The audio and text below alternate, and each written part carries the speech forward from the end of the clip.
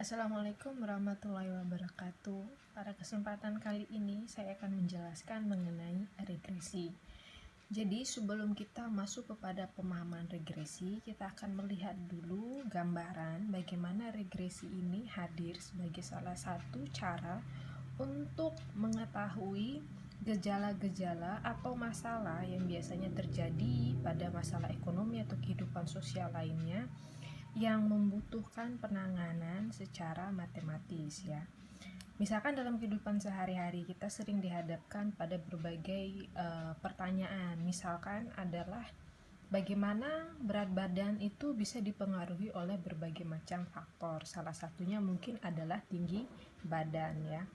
Jadi data berat badan dan tinggi badan kita akan mengetahui apakah mereka memiliki pengaruh atau hubungan itu bisa diekspresikan dari yang namanya persamaan regresi. Jadi ada data, tapi kita akan membentuknya menjadi sebuah fungsi sehingga diketahuilah arah hubungannya, apakah nanti akan positif atau negatif, apakah akan memiliki hubungan atau tidak. Jadi seperti itu kurang lebih dari yang namanya penjelasan mengenai kegunaan regresi ya. Jadi regresi ini secara umum itu terbagi menjadi dua, yaitu regresi tunggal yang ini, atau bisa juga disebut juga dengan yang namanya regresi sederhana ya. Jadi kenapa disebut sebagai regresi tunggal atau regresi sederhana? Karena dia hanya memiliki yang namanya satu variabel bebas ya. Variabel bebas di sini kita lihat yang dinotasikan dengan yang namanya X1 ya.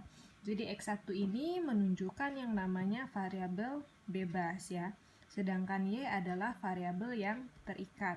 Di dalam modul ini sudah saya beri contoh persamaan regresi tunggal atau sederhana, yaitu dengan menggunakan variabel bebas dan variabel terikat itu adalah terkait dengan yang namanya penjualan ya. Jadi kalau secara teoritis biasanya penjualan itu akan dipengaruhi oleh beberapa faktor. Salah satunya adalah dari biaya promosi. Bisa dari masalah jumlah kompetitor atau pesaing, jumlah modal yang dikeluarkan, dan bisa juga oleh faktor-faktor yang lain ya. Jadi ini pertama contoh dari yang namanya regresi tunggal. Dia disebut regresi tunggal karena hanya memiliki yang namanya satu variabel yang bebas, yaitu X1 ini ya. Terus model dari regresi yang kedua itu dikenal dengan yang namanya regresi berganda atau yang disebut dengan ordinary least square atau OLS ya.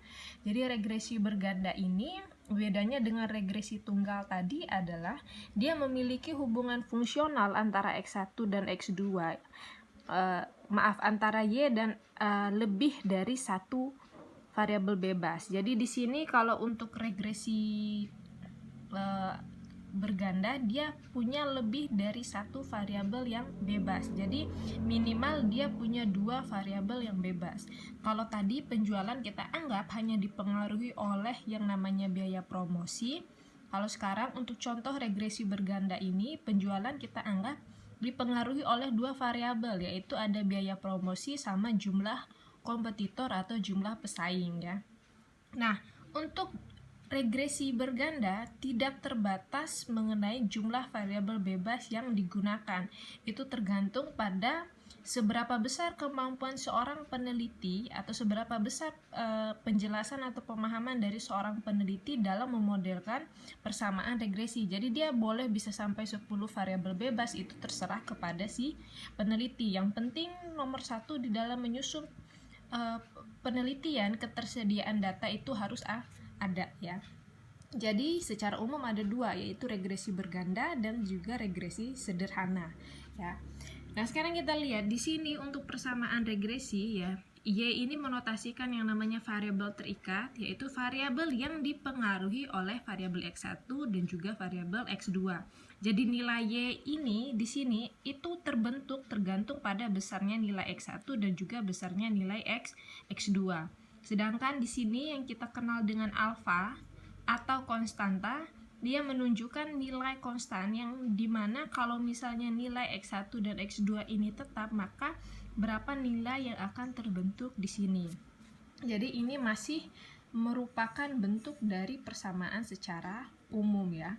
Jadi belum terlihat ini datanya seperti apa. Nah, sekarang kita akan masuk ke dalam yang namanya contoh dari penggunaan regresi. Untuk contoh penjualan yang dipengaruhi oleh biaya promosi dan jumlah kompetitor. Di sini pada modul yang kalian pegang pada halaman 16 sudah ada contoh data dari penjualan produk Anda ya. Jadi data ini terdiri dari data variabel Y, data variabel bebas yaitu X1 dan juga X2. Jadi data ini adalah data yang diperoleh dari yang namanya penjualan produk Anda. Jadi tanpa dilakukan rekayasa data oleh si peneliti ya. Jadi di sini kita produk Anda ini punya beberapa cabang sampai 10 cabang. Jadi cabang 1, 2, 3, 4 sampai dengan 10 ini kita kenal dengan istilah nantinya adalah N sampel ya. Jadi jumlah observasi kita ada 10, 1, 2, 3 sampai 10.